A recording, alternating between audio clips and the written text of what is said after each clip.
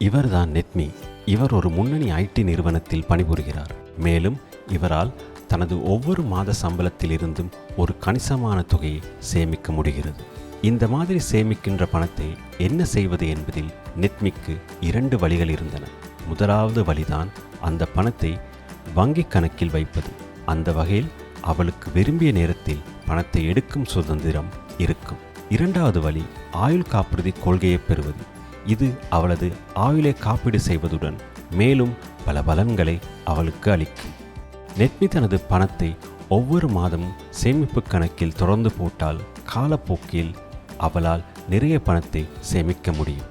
அதோடு அவளுக்கு எந்த நேரத்திலும் பணத்தை எடுக்கும் சுதந்திரமும் இருக்கிறது. இருப்பினும் நெத்மி தனது மாதாந்த சேமிப்பில் ஒரு குறிப்பிட்ட தொகையை காப்புறுதி திட்டத்தில் போடுவாராக இருந்தால் அவருக்கு பல நன்மைகள் கிடைக்கும்.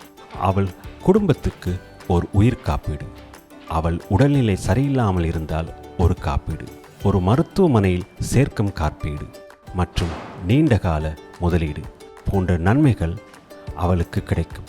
ஒரு சிறிய மாதாந்த முதலீடு மூலம் நெத்மியால் இந்த மாதிரியான பலன்களை பெறலாம். இருந்தாலும் நெத்மி ஆயுள் காப்புறுதி கொள்கையில் கையொப்பமிடும் முன் ஒரு முக்கிய அம்சத்தில் கவனம் செலுத்தினார். அதுதான் சேமிப்பு கணக்கில் போலல்லாமல் ஆயுள் காப்புறுதி கொள்கை என்பது நீண்ட கால முதலீடு. நெத்மியால் எந்த நேரத்திலும் தனது முதலீட்டையும் மீளப்பெற முடியாது. ஏன் என்று பார்ப்போம். ஆயுள் காப்புறுதிக்காக வழங்கப்படுகின்ற கட்டணங்கள் 3 பகுதிகளாக பிரிக்கப்படும்.